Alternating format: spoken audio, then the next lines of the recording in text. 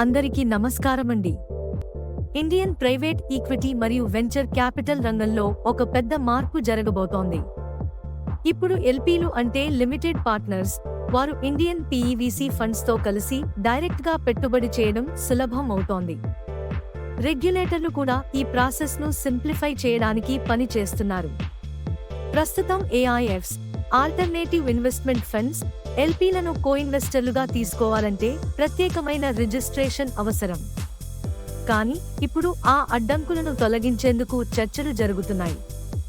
Sovereign wealth funds, public pension funds లాంటి ఎల్పీలు direct ఇన్వెస్ట్మెంట్లకు ప్రాధాన్యత ఇస్తున్నాయి. ఎల్పీలు ఇప్పుడు యాక్టివ్గా కోఇన్వెస్ట్మెంట్ డీల్స్ కోసం సిద్ధంగా ఉన్నారు అని ఎల్పీ సమ్మిట్ 2025లో ప్యానలిస్టులు చెప్పారు. వీసీ మరియు పీఈ ఫండ్స్ కూడా కొత్త ఫండ్ స్ట్రక్చర్లు, రోలింగ్ లేదా ఎవర్గ్రీన్ ఫండ్స్ వంటి వాటిని ట్రై చేస్తున్నారు.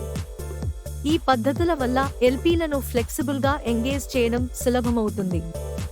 ఇలాంటి మార్పులతో డీల్ ఫ్లో పెరుగుతుంది, రిటర్న్స్ మెరుగవుతాయి, ఫండ్ రైజింగ్ కూడా పోటీగా మారుతుంది. ఈ మార్పు ఇండియా పీఈవీసీ రంగాన్ని తదుపరి స్థాయికి తీసుకెళ్తుంది.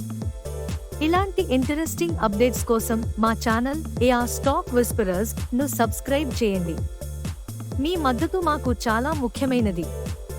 ధన్యవాదాలు.